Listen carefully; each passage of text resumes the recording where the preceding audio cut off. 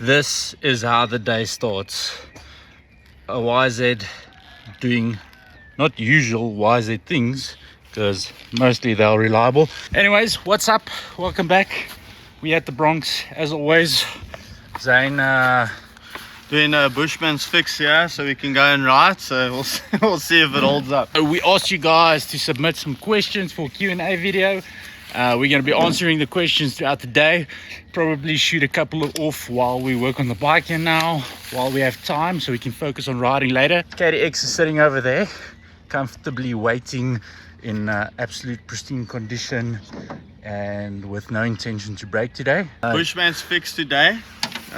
This is just the first thing that comes to mind is we've taken that off of this little elastic, and we're going to see if we can make a little ball that's going to sit hopefully right on the end of that and hopefully hold up. I've done this before on a throttle cable, and I had a whole ride the rest of the day. I probably left it in there for a few months if I know myself very well, but I don't know if it's going to work on a clutch. Let's see. First question. So JJ Westhuizen asked, when racing at such a high level and pace, how do you basically find peace and calm your body and mind?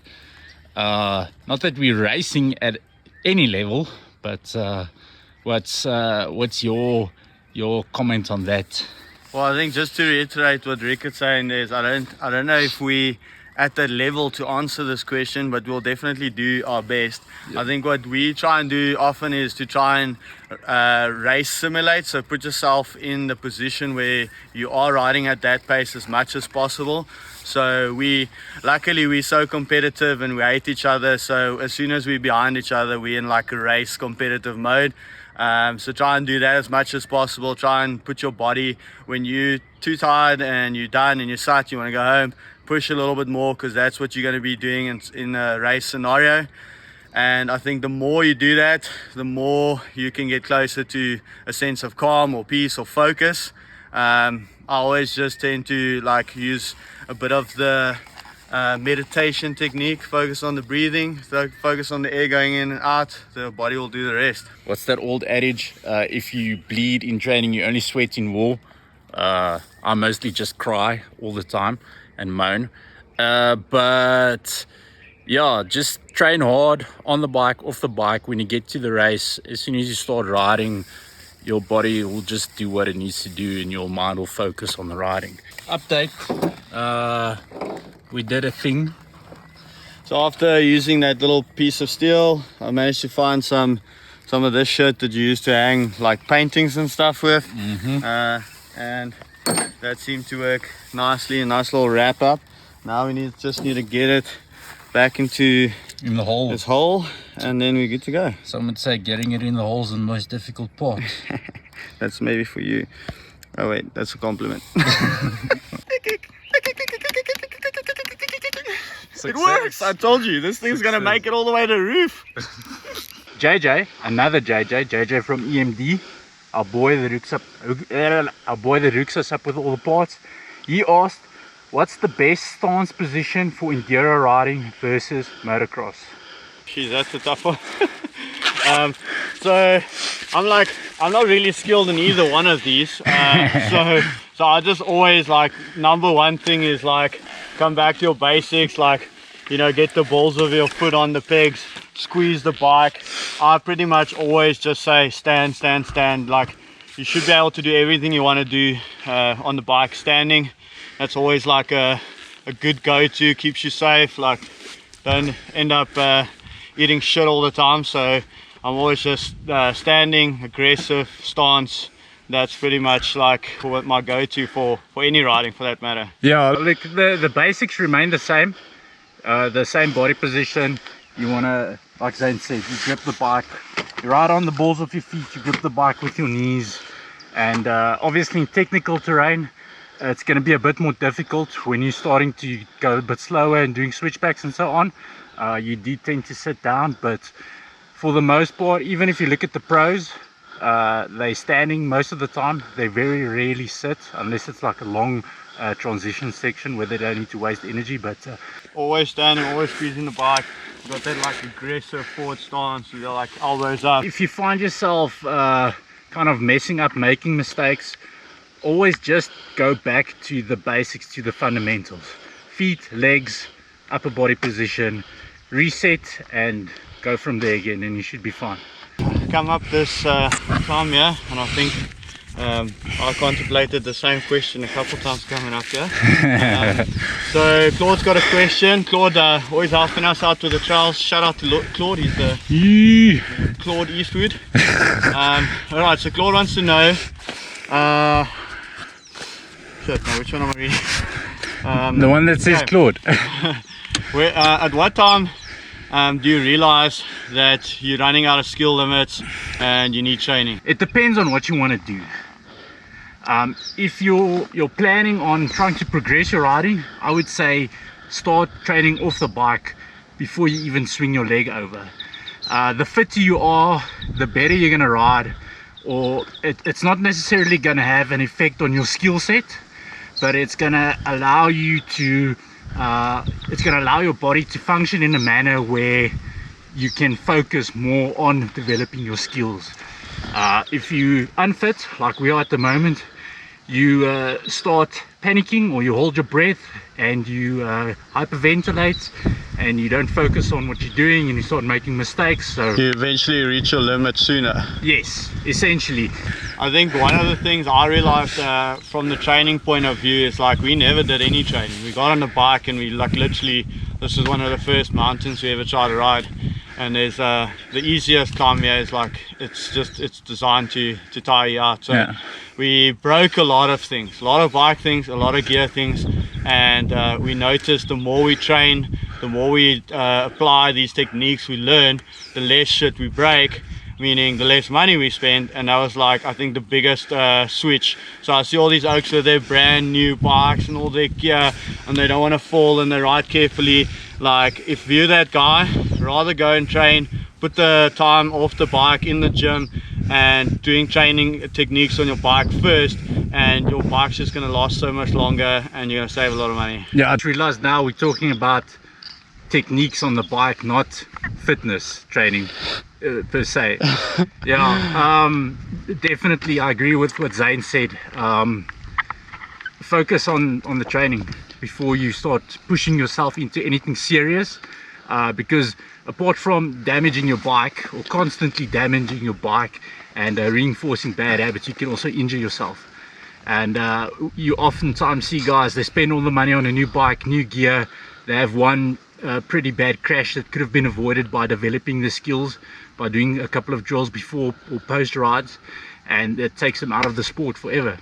That's a big thing, is like you can pay good money and go to expensive places to, like, you know, get taught how to do these things, but so many of the techniques or riding skills are literally like doing idling around, figure eight, lifting your bike, doing things in your backyard that I've seen like many times. Because, oh, let's do training here, and then I'm like, oh dude, I just want to go ride, and then we do it and I get in the field and I'm like, damn, like that paid off. Like, exactly. So if you want to pay good money, please go and do it. If you don't want to, just YouTube, figure out what to do it at home. It's all the practice you can do is going to help you in the field. Yeah, on that note, check out the bronx.co.za or bronx.co.za. We actually offer rider training, so if you want to come train with us and have us impart our knowledge onto you guys, come and join us for a good time. Book on the website. Pathetic attempt coming up here, as always, but the bike is running nicely. Let's try and do a better job at the questions than the riding ability.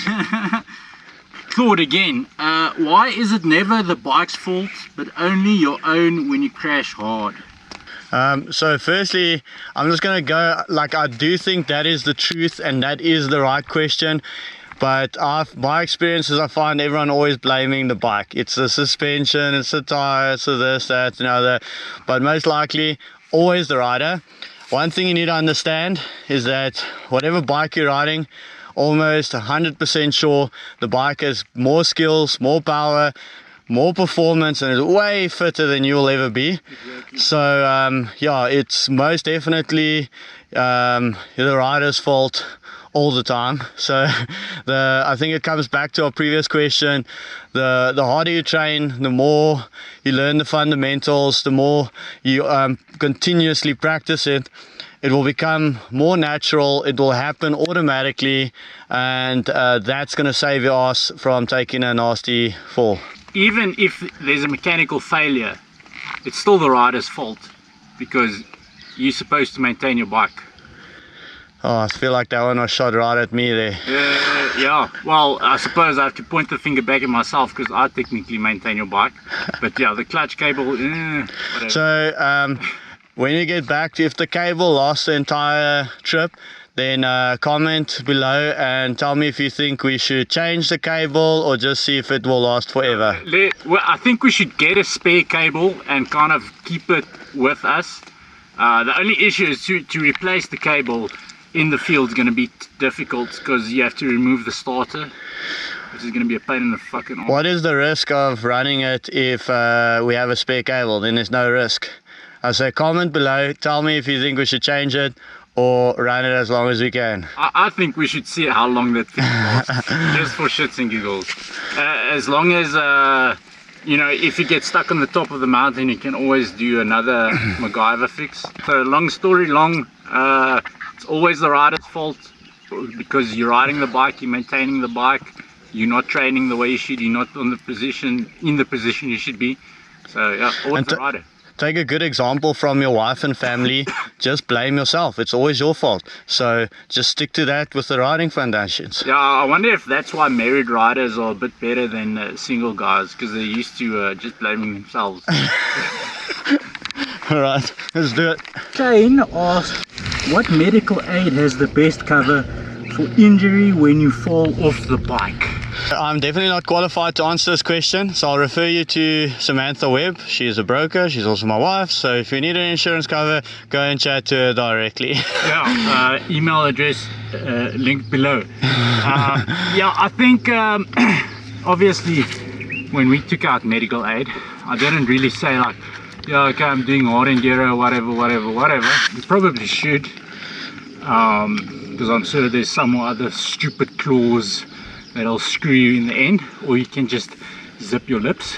But just have medical aid, I would say, or at least a hospital plan. So I'll tell you a short story. Mate of ours came to ride, he never had any medical aid, he can ride a bike, got a nasty surprise on a morning ride out with us, broke his shoulder, destroyed his elbow, destroyed his hip, absolutely everything. And yeah, it basically cost him a lot of movement in his body. Steve Biko, months and months in the hospital. Yeah, public hospital, not great quality. So number one, don't ride bikes if you don't have a basic hospital plan. I think that's just the starting point. And then yeah, unfortunately everything else costs money. They all compete with each other, so as long as you got good cover, it's most likely worth it to spend the money rather on the medical aid than your bike or the flashy bits on your bike. I mean, if you are doing stuff like this where you're riding on the edge, we're going up there, probably going to flip back once or twice. Yeah. Always a good idea to get some medical aid. Yeah, because whether you're riding motocross or cross country or hard enduro, it's not if you get injured, it's a question of when. So get your medical and your hospital plan sorted out, guys. Shane asked, what is a good bike or the best bike for a beginner? Right off the bat, I'm holding it in front of my face. Right off the bat, anything with a little bit less power. If you're looking at a used bike, maybe like a KDX 200 or a KTM 200, you can never go wrong with that.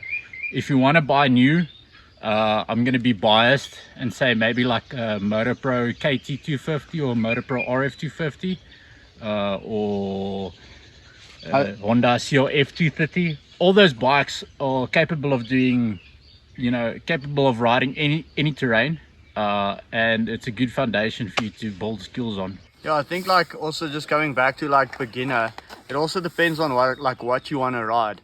So like I always think, I mean, it might be like it's open to opinion, but like I always find that 4-strokes are like maybe a bit simpler to ride initially because it's more linear power drop. So like to get used to that and just to get flowy and smooth, I normally say like that's maybe a good starting point. whereas the two strokes have a lot more punch. So like Rick had recommended a couple of bikes that's still two stroke, but they have a bit more of a relaxed drop in the power. So like that's always a good start. But yeah, like without being biased, because I haven't really ridden a lot of other bikes, the RF 250, it's like a farm bike. It's so tamed and so relaxed. So it's a really good starting bike. It's definitely not going to throw you off. You know, the Honda, what's it, CRF 230s, the Yamaha there's a TTR or like a TTR. I think they also come in at 230. 230s. Those ones, like, they got such plush suspension, like relaxed power delivery. Those things are like really, and they can do anything from like track riding to trails to like up the mountain sort of stuff. So it's a really good starting point. Yeah, I think those are really good bikes to start on, to learn with. Just to kind of add on to that, so if you watch the channel, you should obviously be familiar with the Chinese KO KT250 that I'm riding. So that's based on the DT230 Lanza, a Yamaha motor. So it's essentially a 200cc bike that's stroked to 230cc, and I learned more riding that bike with you know, a lower power delivery than what I learned in 2 years on my KTM 300, because it was too much power for my skill set. And now I'm riding this thing again, and now my skills are actually good enough to kind of ride this bike to its full potential. I've actually been in a couple of arguments before. It's like, oh, the 300, everyone wants the 300. Like, I rode a 250 for the longest time, and all the power and stuff is there. Yes, it doesn't have the lugging power going up the hill, but it makes you work a bit harder to get up there, and I think it teaches you a lot more. And I think that's what Rickett gets at. And most of the modern bikes today, you can adjust the power valve settings, you can put it on the whatever green, whatever spring you want, like set the suspension nice and like flush, like do all the, I don't know, it's like stop the throttle from turning all the way open, like whatever, like just to keep the power down and learn all the skills first. And then and you'll see you'll be able to ride most of the stuff without the power. Yeah. And then once you get that down, just keep turning up. You know, once again, it's skills. And you know, I just think it's silly spending crazy money on a bike when you're just starting out, because for one, you don't know if you're going to enjoy the sport. You might ride 3 times and you'd be like, this is stupid, I don't want to do it anymore, and you wasted your money. So get something a bit more affordable, something that's going to be easier to learn on. And yeah, you're going to take a couple of spills, so you're going to break stuff anyways. So exactly. To break all the cheaper stuff. Yeah, cheap and cheerful.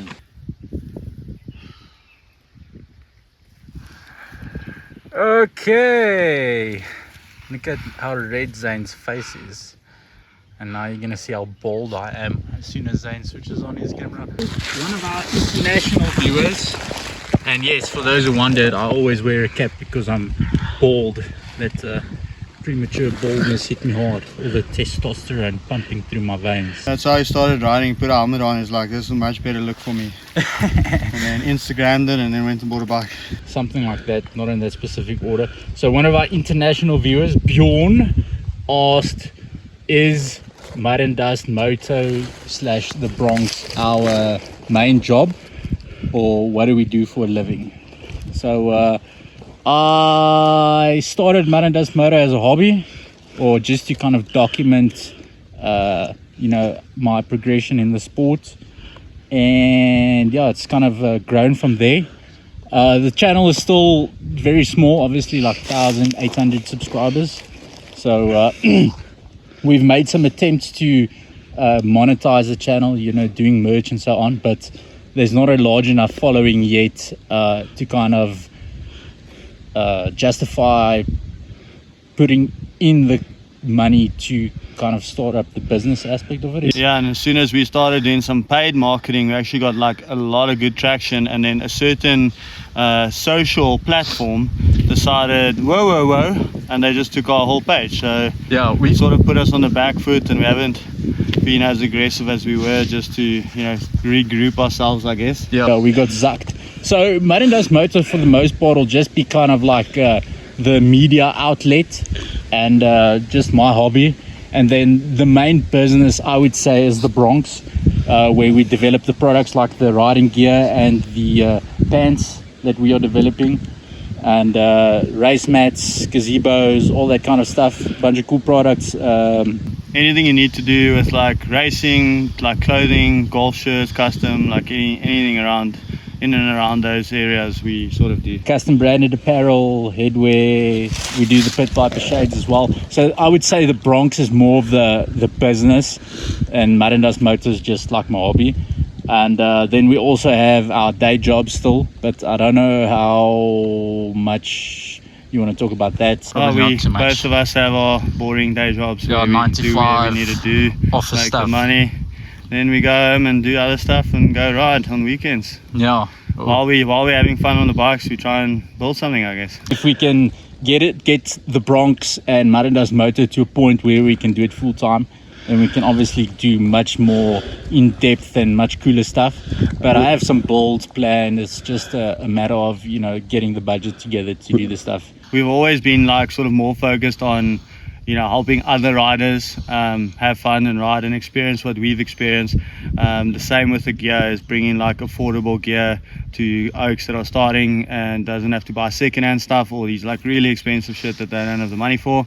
Yeah. Just reaching out, working with people, riding, and if the business can eventually pay for races, we can obviously be more on the bike.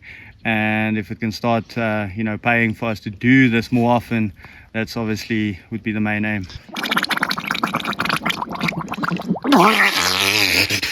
That's what my two-stroke sounds like.